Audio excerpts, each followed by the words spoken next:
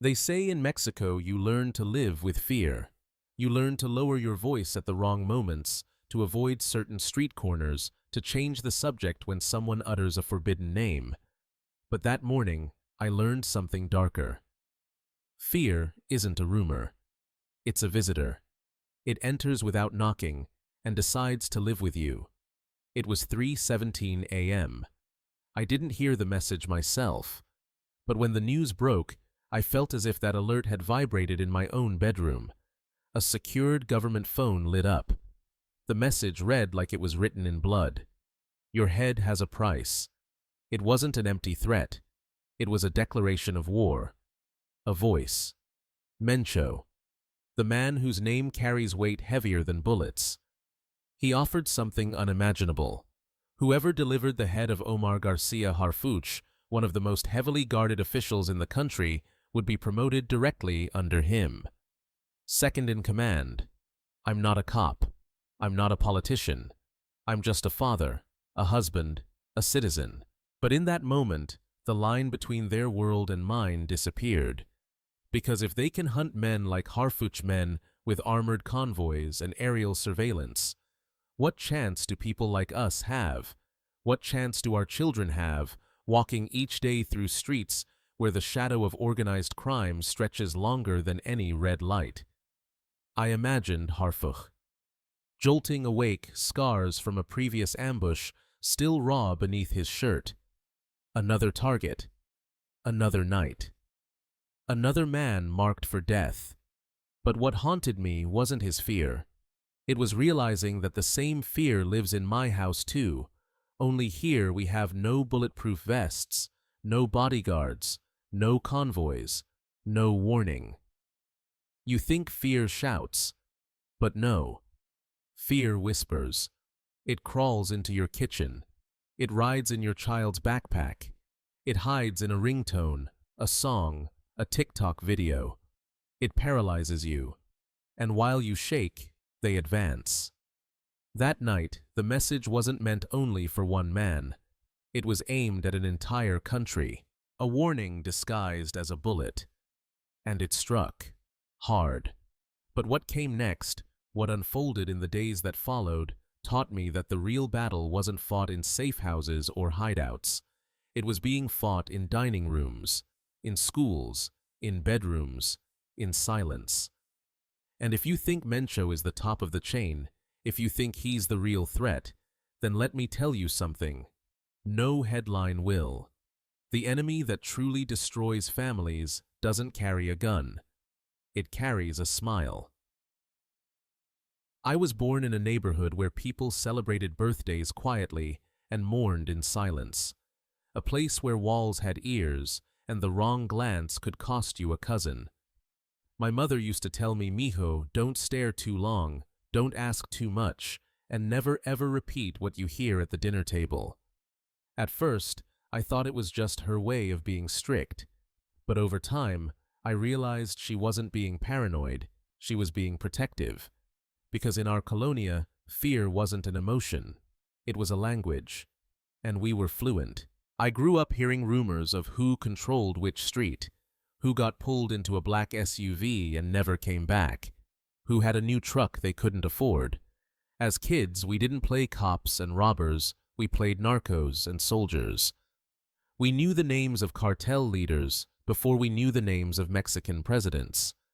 And when one of the older boys disappeared, nobody dared ask why. My father worked construction. Came home covered in cement dust, his back bent, his eyes always scanning. He never talked about politics, never raised his voice. The only time I saw him truly angry was when my brother brought home a corrido that glorified a sicario. He snapped the cassette in two and said, "They don't deserve a song. They deserve silence." But silence never saved anyone in our neighborhood. Not when the men with radios and gold chains drove through slowly, windows rolled down, eyes searching for the next recruit. Not when they offered your cousin a phone and said, "You can make more in a day with us than your dad makes in a month." I remember the day fear got personal. I was 12. My uncle had a small grocery store near the bus depot. One afternoon, two men walked in, bought nothing, and left.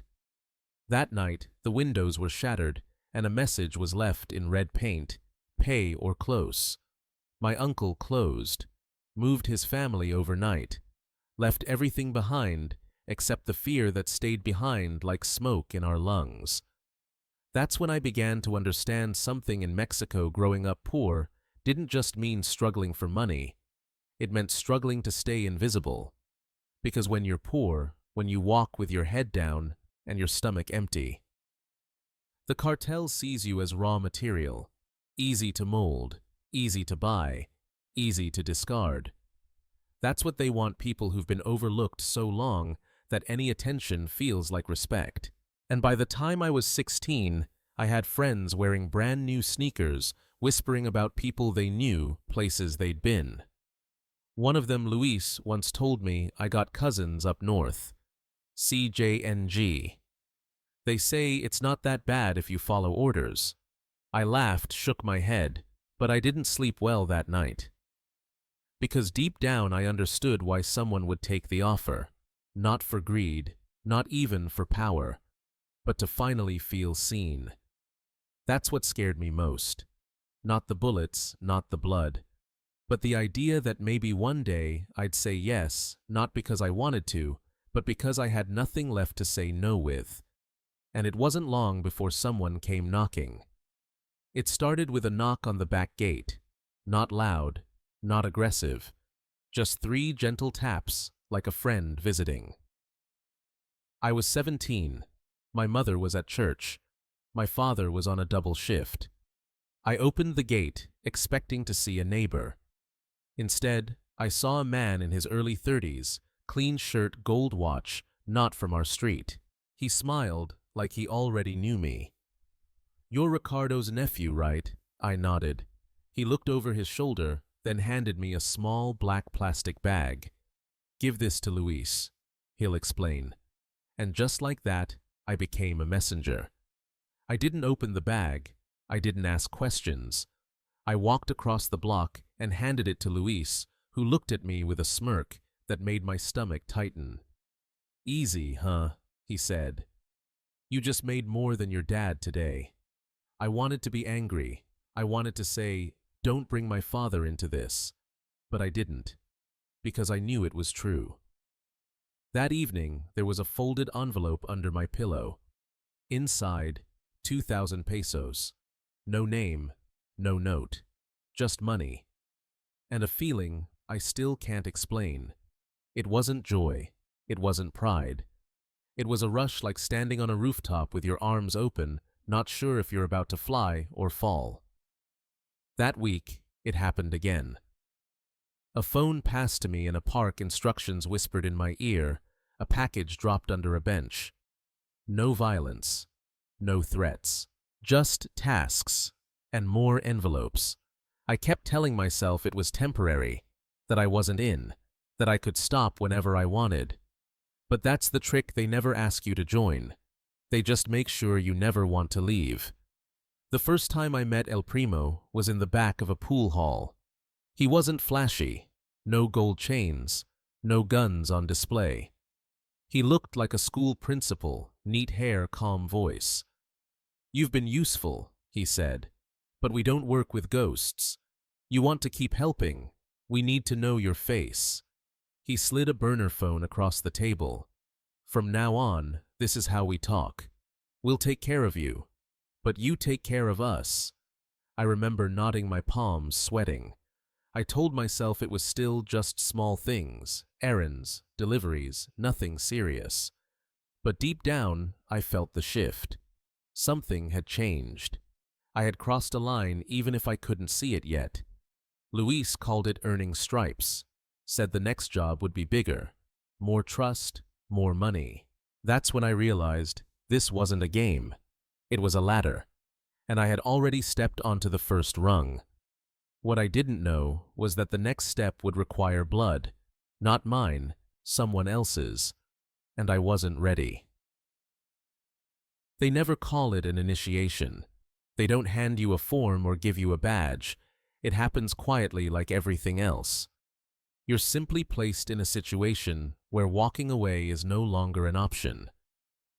That moment came for me on a Tuesday night.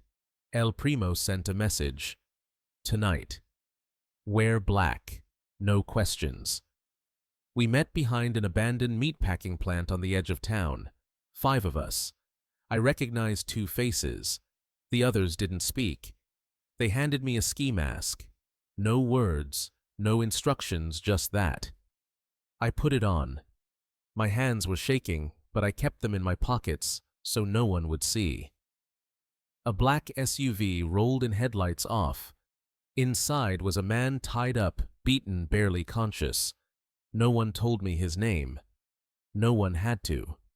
You could smell the betrayal on him. One of ours, they said. Talked too much. Took what wasn't his. And then someone handed me a pistol. I didn't want to touch it. I'd seen guns before carried flash threatened, but this one was different. It was meant for an act, not a threat. "Do it," said the voice next to me. I turned my head slowly. El Primo was watching from the shadows, arms crossed, eyes locked on mine. Or walk away forever. It was a test, but not just of loyalty, of identity. I wasn't being asked to shoot a man. I was being asked to kill the version of myself that still believed I was clean, that still believed I had a way back. I raised the pistol. My heartbeat thudded in my ears louder than any gunshot could. I couldn't look the man in the eye. I aimed at his chest. My finger hesitated. "Don't think," said someone behind me. "Just pull." I did. The sound wasn't what I expected. Movies make it louder. This was small, sudden, terrifying in its simplicity. The man slumped. No scream, no final words, just silence. And then someone clapped me on the back. "Bien hecho," they said. "Now you're real." I felt nothing. No rage, no sorrow. Just a hollow ring inside my chest, like the bullet had passed through me too. Later that night, they burned my clothes, gave me a new phone, a new number, a new name. From that moment, I wasn't just helping. I was in. Not a recruit, not an errand boy, a soldier. They call it baptism by blood, not because of the act itself, but because once it's done, you're stained in a way no water can ever wash off. When I looked in the mirror the next morning, I didn't see a killer. I saw someone trying to convince himself he wasn't. But that's how it begins. You tell yourself you had no choice, that it was survival, that it was just once. And before you know it, the silence after a gunshot feels like peace. The first time is supposed to haunt you. That's what movies tell you. That you'll wake up sweating, that faces will chase you in your sleep. But that didn't happen. Not that week. Not that month. Instead, I remember silence. The kind that settles inside you like dust. Quiet, suffocating. I got used to walking down the street and hearing people lower their voices when I passed. I started dressing better, eating at places I once only walked past. Luis laughed one day and said, "Now you're somebody." I nodded, but deep down I didn't feel like somebody. I felt like a shadow in someone else's story. They assigned me to collections at first. Visit businesses that were under our care, remind them of what they owed, remind them of what could happen if they forgot. I never raised my voice, never had to. My presence was enough. That's what they taught me. Violence is a tool, not a language. Use it only when persuasion fails. And when it fails, use it without hesitation. I learned how to threaten with a look, how to spot who was lying, who was about to run, who needed a little scare, and who needed an example made of them. My second job was delivering a message to a man who'd been keeping 2 sets of books. I didn't shoot him. That was someone else. I just held the camera, recorded every scream, every plea. Later that night, I was told to upload the footage anonymously. Within 24 hours, every other collector was paid in full. Fear travels faster than bullets. What surprised me wasn't how quickly I adapted, but how easily I justified it. I told myself it was necessary, that I was feeding my family, that I was just doing my job. I stopped seeing people. I started seeing problems, targets, variables. I avoided my father's eyes at dinner. My mother stopped asking questions. Maybe she knew. Maybe she didn't want to know. Either way, our conversations grew thinner, like strings fraying under pressure. The hardest part wasn't the violence. It was the lying, the pretending, the smiling at neighbors who still thought I worked at a warehouse, the pretending. I didn't see the way my little brother stared at my new shoes, my new phone, my new confidence. One day, I caught him in my room flipping through my burner phone. I didn't yell. I just took it back and said, "Don't touch what you don't understand." But the truth is, he understood more than I wished, and a part of him, God help me, looked impressed. That night, I stood on the roof and smoked a cigarette I didn't even want. I watched the city lights flicker like signals I couldn't decode. Somewhere in that grid of orange and red, someone else was probably getting their first envelope, their first order, their first lie. I thought of the man I shot, of his eyes before I looked away, and I whispered to the wind, "Forgive me." But the wind didn't answer. It never does. Power doesn't arrive with fanfare. It creeps in. One day you're asking for permission. The next, you're giving orders without realizing you've started. That shift happened faster than I expected. One afternoon, El Primo told me, "You'll lead the next run. Choose your crew." I didn't hesitate. I picked Luis, a quiet kid named Mateo, and two others I barely trusted. But in this business, trust is a luxury. Fear is cheaper and just as effective. The job was routine. Transport a shipment from Tepic to Guadalajara. Nothing fancy. 2 SUVs, 4 weapons, 1 backup route. We moved like ghosts. No music, no stops. Radios only used for code. That's how I learned the real structure of things, not from lectures, but from execution. The routes, the timing, the way we used teens as lookouts, mothers as messengers, even kids flying kites to signal safe zones. Everything choreographed like a cruel ballet. After that mission, things escalated. I was invited to sit at tables I'd only heard rumors about.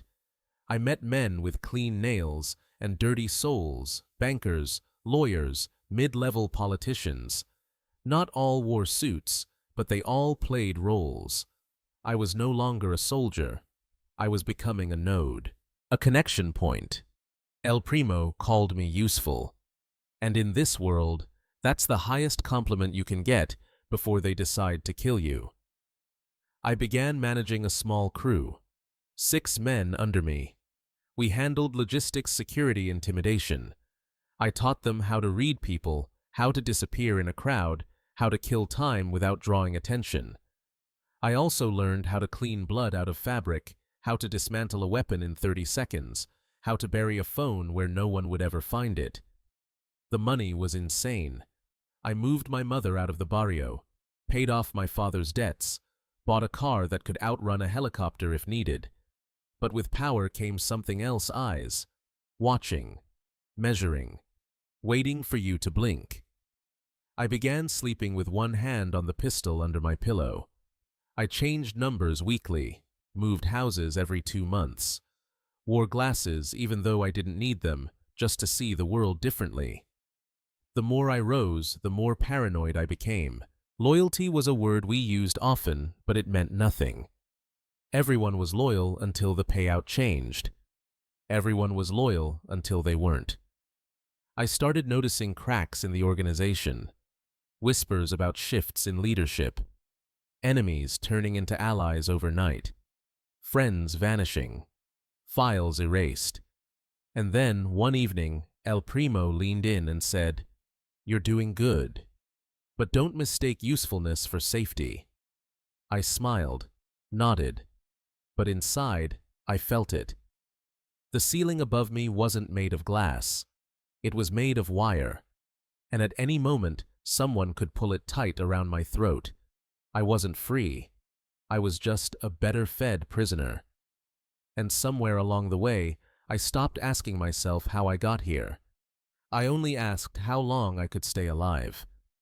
Inside the organization, everything had its place except for trust. Rules were gospel, but only when convenient. We were told to never speak unless spoken to never ask questions about money routes or names unless we wanted to disappear. There was a saying, "The less you know, the longer you live." I carved that into memory. My crew operated out of a safe house on the outskirts of Zapopan. It had no windows, 4 rotating locks, and enough surveillance gear to rival a police precinct. We called it La Cueva. From there, I coordinated drops, supervised recruitment, and approved punishments. And punishment came often. I saw men flayed for stealing gas money, a courier beaten with chains because he forgot to destroy a SIM card. One guy was forced to dig his own gravestone in it for 6 hours, then fill it back in alive. Just as a reminder, they didn't always kill you. Sometimes they just made you wish they had. But La Cueva wasn't all blood and shadows. There were nights of excess, too. Parties so loud they drowned out gunfire. Women brought in by the dozen, some willing, some not. Mountains of cocaine imported whiskey men, bragging about kills like teenagers sharing war stories. I learned how to laugh with people I didn't trust and drink with men I planned to betray. There were unwritten rules about how close you could get to anyone. Not too close to your superior, that makes you look ambitious. Not too close to your subordinates, they'll test you. Keep everyone within reach, but out of touch. I began to understand the sickness inside this life. The paranoia wasn't a side effect, it was the culture. Loyalty wasn't rewarded, obedience was. And the moment you stopped being useful, you became a liability. El Primo once brought in a guy named Tacho, young, eager, lethal. Within weeks, Tacho was making moves, grabbing territory, pulling in money. Too fast. One morning, he was gone. Just gone. They said he ran. I knew better. In our world, no one runs. They're erased. One night, drunk and half-conscious, Luis told me something that kept me up for weeks. He said, "There's no retirement here, just slower funerals."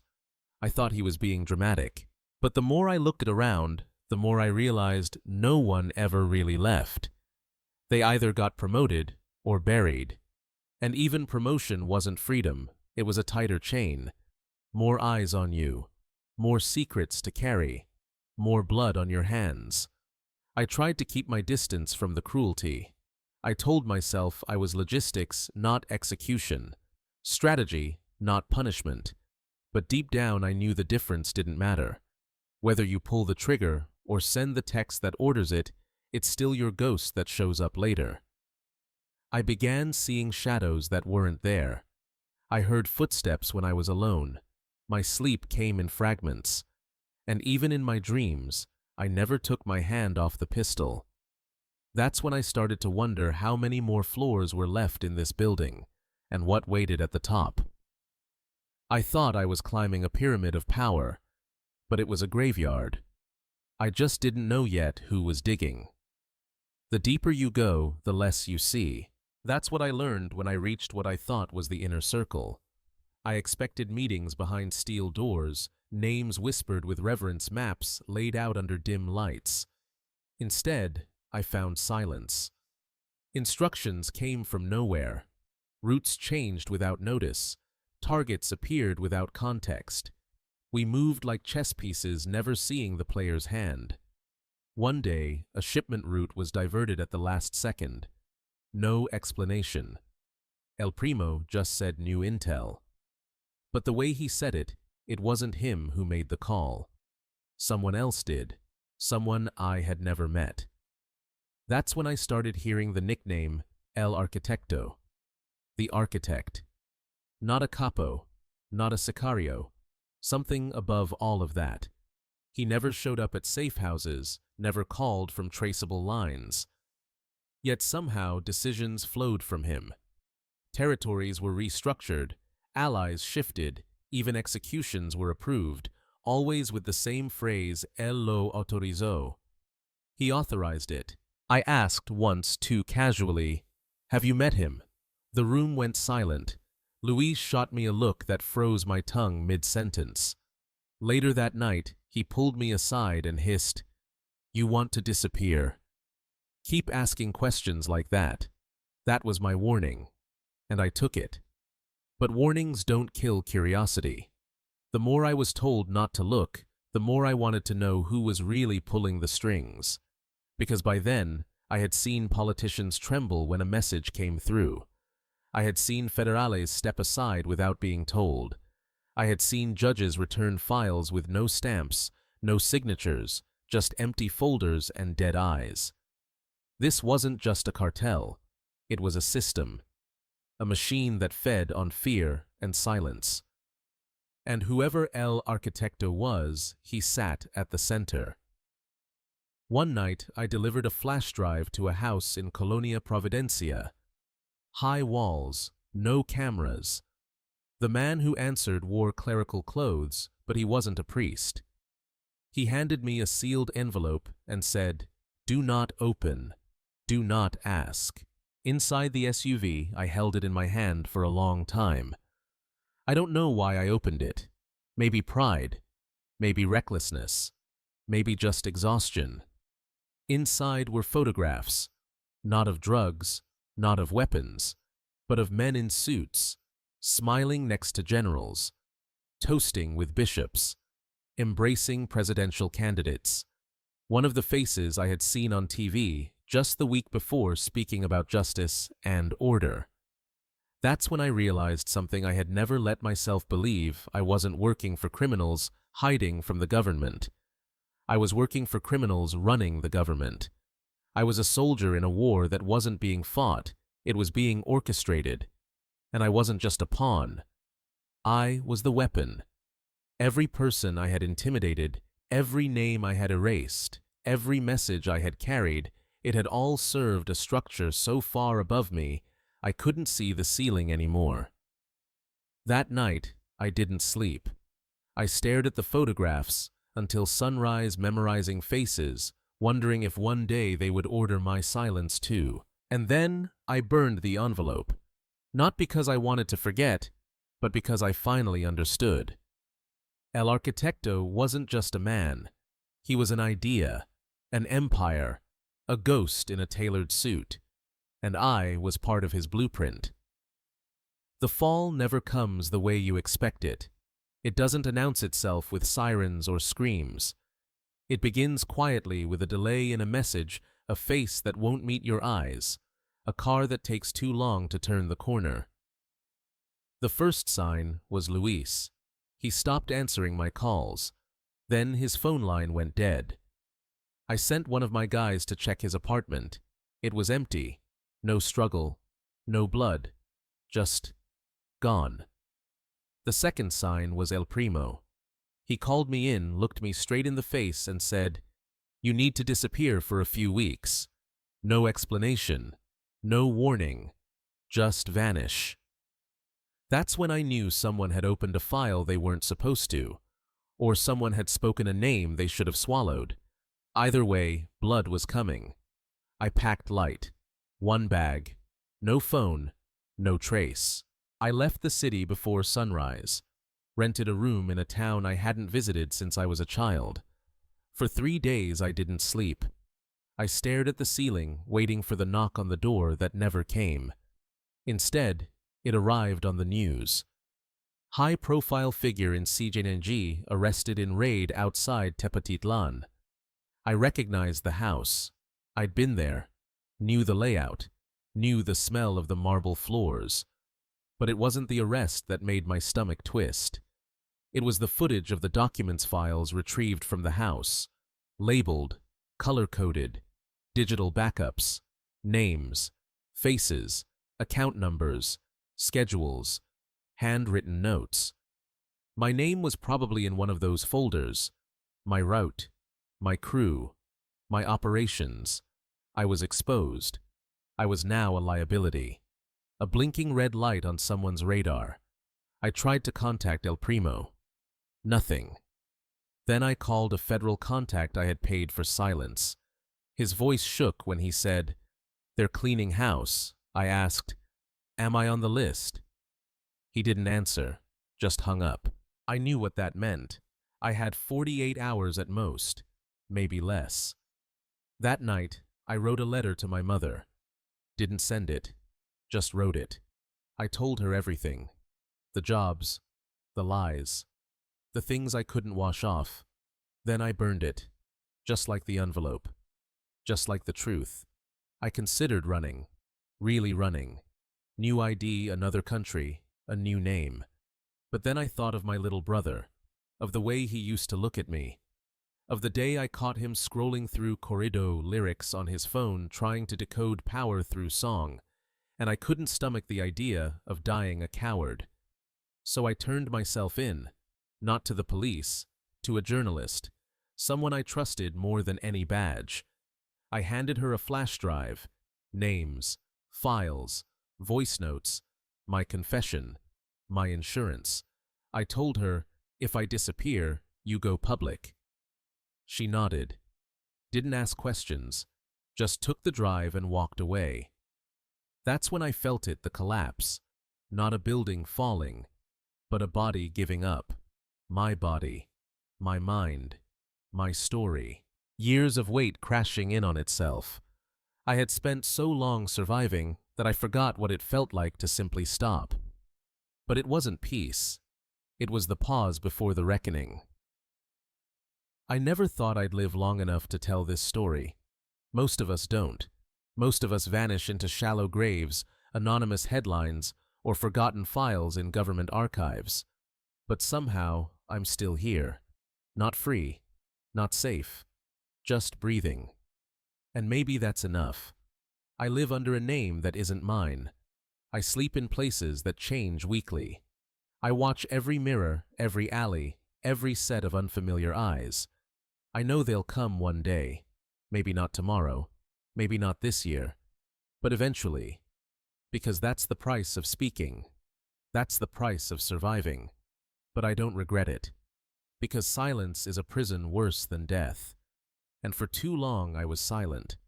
For too long I believed the lie that power protects you. It doesn't. It isolates you. It rots you from the inside out. I've met killers who cried at lullabies, bankers who funded massacres, mayors who shook hands with monsters. And I was one of them. Not by title, not by rank, but by choice. Because every time I didn't walk away, I stepped closer to the fire. And now all I can do is tell you what I've seen. I don't believe in redemption. Not for me. I've done things that no prayer can erase. I carry faces in my sleep, blood under my nails, memories that flicker like matches in a dark room. But I believe in warnings. I believe in telling the truth, even if it's too late. Mencho was never the whole story. He was a symbol, a mask. The real enemy was never just him. It was the system that fed him, the silence that protected him, the applause that followed him, the songs that glorified him, the teenagers who saw him not as a criminal, but as a legend. That's what terrifies me the most, that even now somewhere a boy is watching a video tapping his foot to a corridor, dreaming not of escape, but of entrance. Dreaming of becoming what nearly killed me. I said once that fear wasn't a rumor, it was a visitor. I still believe that. But now I know fear can also be a teacher. It taught me the price of looking away. It taught me the danger of pride. And it taught me that the greatest weapon we have isn't money or guns. It's the courage to speak, to ask, to confront. I speak now not for absolution, but for someone else, someone sitting in a quiet room wondering if they're already too deep to climb out. You're not, but you will be if you wait. I know they told you loyalty is everything. I know they made you feel seen, valuable, respected. I know they gave you the things the world never did. But those things come with strings, and those strings turn into chains. And one day you'll wake up with blood on your hands that isn't yours, and a silence so loud it crushes your ribs. Don't wait for that day. Don't become the next me. I was a soldier in a war that no one wins, and this confession is all I have left. You thought Mencho was the one in control. Let me tell you the truth. The real power is the lie that tells you to stay quiet, and the only way to kill it is to speak.